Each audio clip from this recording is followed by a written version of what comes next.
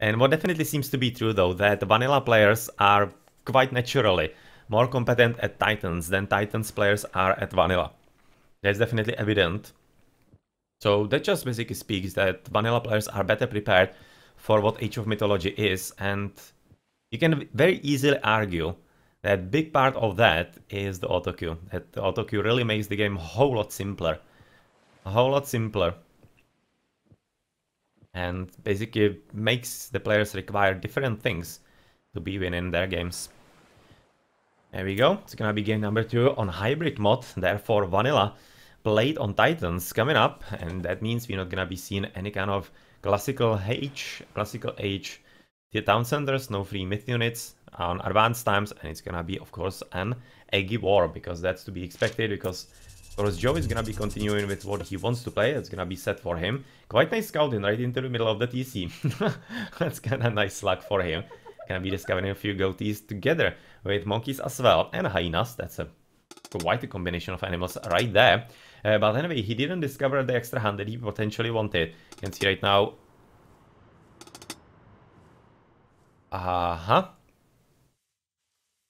Yes, some kind of talk about all of that. And well, right now, what they are actually talking about? Are they like gonna be restarting or something? Because right now, Joe, it seems, has forgotten to actually build his granary. So not entirely certain what's going on about here. Oh no, he hasn't.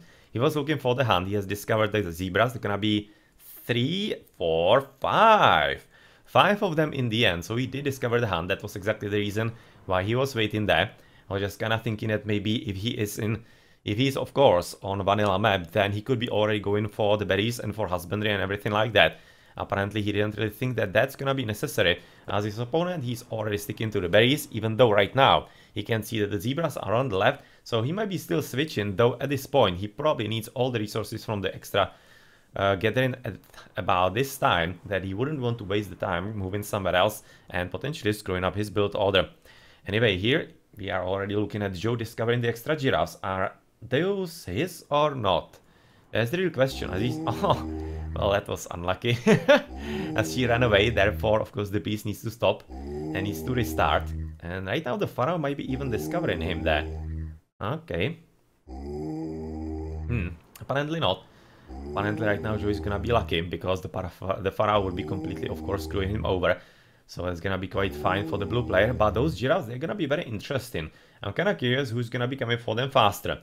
If maybe it's gonna be Joe, who is still having plenty of zebras there, or if maybe, of course, Shadowfax is gonna be coming there as well. Because so far, I think this has been discovered only by Joe.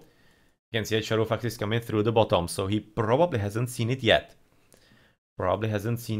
And otherwise, we are looking at, for example, positions of the TCs, which are kind of solid for some kind of 2 TC faster heroic if we were on Titans, of course, so that's absolutely useless here. It's gonna be kind of nice to be having a safe TC a bit later, and it could be also very nice for a trade route then, if we are gonna be getting into late game, because of course straight from all the way here, all the way across the map, it's gonna be pretty good bonus for Shadowfax playing the here. You can see that he's also playing a bit different build order, because usually Raz, they don't really scout all that much, but that's usually on Titans. On Vanilla, he apparently opted to go for a bit of scouting and a relic, which is Chip of Fingernails, nothing really all that huge, but that was one that I was actually thinking, or rather, it was on Wednesday, I think, in the streams. If there could be some kind of idea how to actually build order for faster heroic around the Ship of Fingernails, because if you capture it quite soon, then before you advance, you can basically get from it like 50-70 food, which is not really all that low amount, considering that you basically need every dozen when you are advancing into faster heroic. So maybe if you know there is this relic, maybe you can adapt somehow your build order, though it's really kind of sketchy. It was just some kind of wild idea if maybe somebody was theory crafting about that, if it could work or not, as tooth arrows are the better relic here most definitely for archer ballista, hero ballista attack, and it's of course gonna be good for chariot archers. So second herd of giraffes is a whole lot more to the left. So these are supposed to be Joes, and these are supposed to be Shadowfaxes.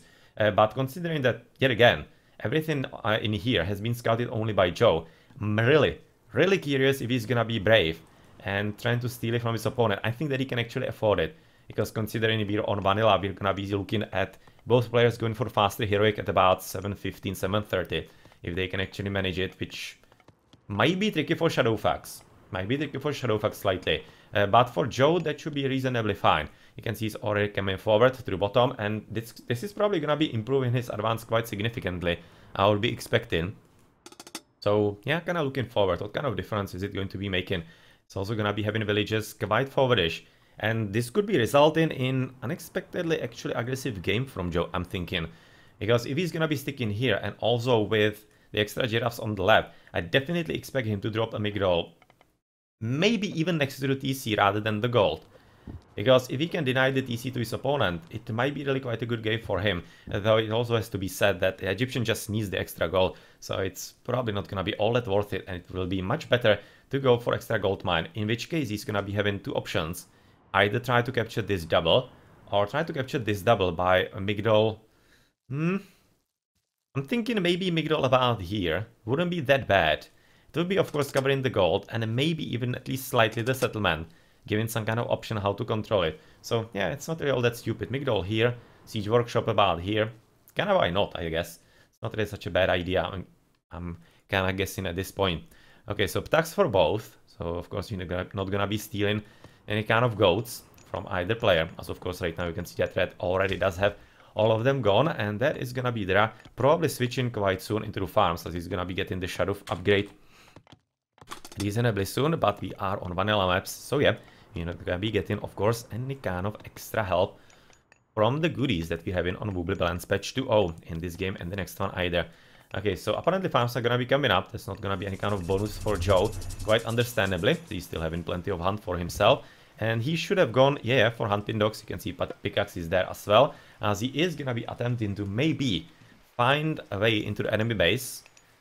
That's actually quite a solid way around this temple here. It's not really that bad. And really interesting stuff is that you can see that basically Shadowfax completely ignored the zebras, all 5 of them. So they're apparently gonna be surviving until the end of the game. As right now, being on farms, they're just gonna be always more efficient, and he doesn't really want to switch right now to hunting dogs anymore. Right, so what's gonna be right now the path forward, of course, for Shadowfax though, because if he's gonna be under attack here soon, or under some kind of pressure, not entirely certain where he could be dropping the Migdos so that he can be having a chance on a gold. This seems to be definitely the closest. But at the same time, it's also kind of counterintuitive considering the front TC for him. So of course the TCs for Joe are a whole lot better. They are kind of defensively more minded, especially the front one on the right side. But otherwise Joe is just completely camping here. And it seems to be compounding the idea that maybe he's not even gonna be coming for Migdol and just gonna be dropping TC right after advance, that I have already seen as well, sometimes played. Basically just go for the economical map control a bit faster. But yeah, well, that's gonna be always a bit risky, as you're gonna be looking at the advance times. 9% for Hathor there, that's gonna be advanced at about 8 minutes. Whereas for the opponent, he's already 50% there. He's gonna be advancing very soon indeed.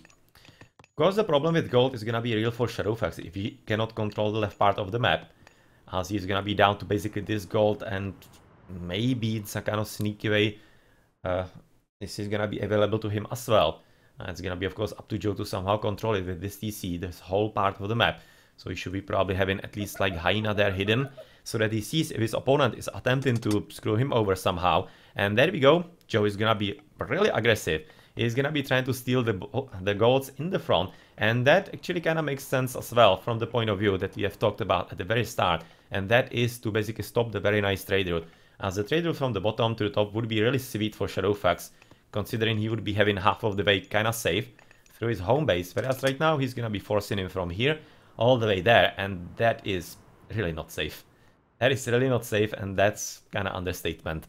Okay, so here we go with the Migdol, gonna be switching into another portion of food at the top side. So he's delaying the farming as much as possible.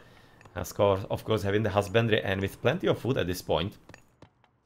He's having 9 goats, so about 2000 food at this point. This is pretty much 2000 food, that's solid.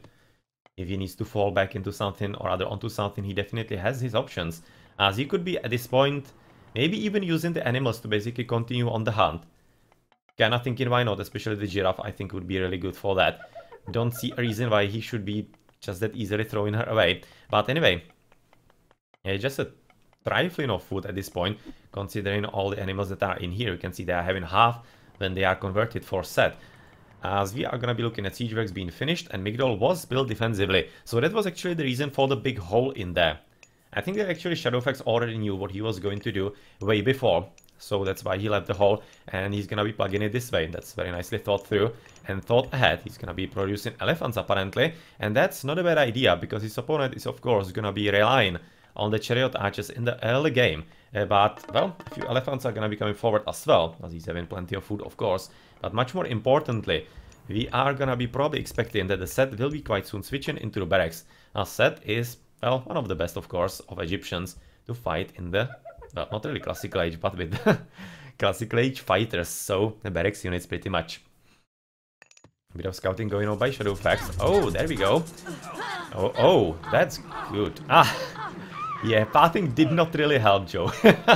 Did not really help, as they were trying to escape right through there. So that's about 6 villages dead on gold at this point. Is it gonna be a huge problem? It could be. It definitely could be, because right now he's switching with 4 villages somewhere else, so he's basically getting with 3 villages. This one chariot archer might be potentially destroying all of them, and they are to about half dead. So it could be easily killed if actually Shadowfax notices, but otherwise he's of course gonna be under attack. And we are gonna be expecting the ancestors, which might be really quite a big problem. But looking at all of this army with all of the priests and the Petsuka even being there right behind, it might be just not really all that easy for Joe to overcome. Because he does have just a few priests. You can see about 3, 4, about 3 I think. It's not really enough with the Pharaoh. And this is a strategy that actually Shadowfax used in the semifinals. And that was really powerful. Really powerful indeed. You can see he's having 2 monuments. And he is going, of course, for the Petsukai in huge numbers. So we should be expecting even like about 2 more if he doesn't lose them needlessly. And yeah, 15 cents from Joe. Gonna be stealing 1 chariot archer and 1 Petsukos. So it's gonna be at least a bit helping, though I kinda think he hoped for a bit more. As ancestors are coming, and they're gonna be coming on the gold. Oh, that's a good idea, as he has just discovered where his opponent is coming for it. And that is not gonna be really great, because he needs to retreat. Only the Pharaoh is present here, and shifting sands are gonna be coming in. As here, Shadowfax absolutely needs to protect the gold. Absolutely needs to, as it's his only lifeline at this point. Whereas on the left, he's gonna be losing the Migdol. So yeah, situation is going really badly for him at this point, as all the good powers are gone. But luckily for him, he does have the elephants, and they are exactly the correct unit. Because you can see that Joe doesn't have any kind of chance against those elephants with basically just everything that is shooting arrows. Just doesn't stand a chance, but it seems that right now Joe is smelling that he can kill the TC, or rather the Migdol, and he definitely can. Yep, those are not gonna be fast enough. Just before it's being brought down, he's gonna be destroying the Migdol, and well, still though, Shadowfax is not really dead. He was able to deal with the problem on the right side, and with dropping the Migdol, he's gonna be having a safe gold, and he's buying himself quite plenty of time at this point. Oh, 100 gold down the drain, just like that. Not something that Joe wanted all that much, and very good trading going on by Shadowfax. So even though you could have thought that maybe this could be like some kind of tilting moment for Shadowfax, absolutely not. Absolutely not. You can see he's fully continuing. And considering the fact that he is basically sniping the priest coming forward to help him through the temple, kinda thinking he wouldn't be doing the worst job attempting to drop the temple here as well. Because those Petsukai, they're not gonna be stopping. They're not gonna be stopping. That's the backbone of the strategy for Shadowfax. And he's definitely looking forward to be using them way more. Those elephants are of course always a problem. Granulation's probably not there.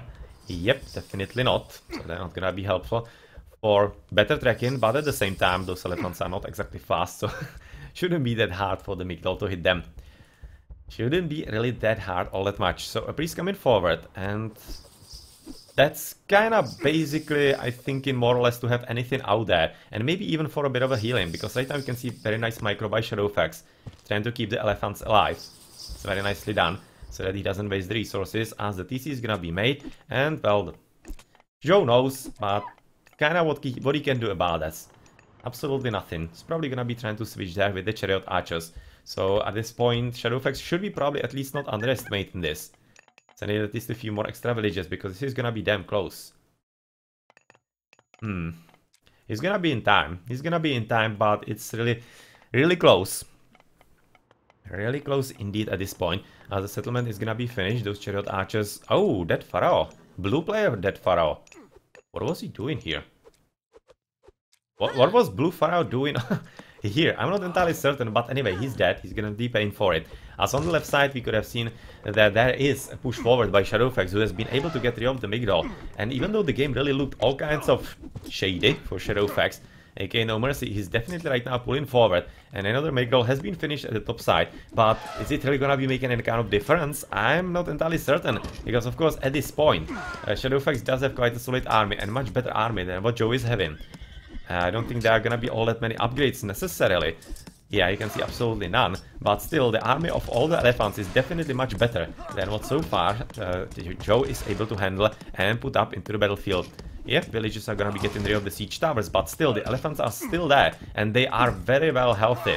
Very well healthy to basically take down the Migdal, and they should be definitely going for that. As Joe is right now gonna be resigning way before I was going to look into the economical upgrades. You can see the baseline for Joe, and for Shadowfax we are looking at already Shaft Mine in there. So not that much of a difference, but still, very well played. Very well played indeed right there. That was a nice game. Yeah, Vanilla really provides quite nice games even in Eggy Mirrors. Quite engaging very often. Quite different from the Titans games, and well, hopefully you're enjoying them as well.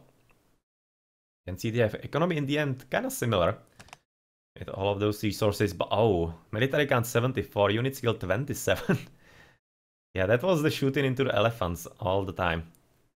That does tend to do things like that. Let's quickly check through all of this so that you can potentially check it a bit later in the video. And GG. You're gonna be tied at 1-1, and we're gonna be right now moving pretty much into a best of 5.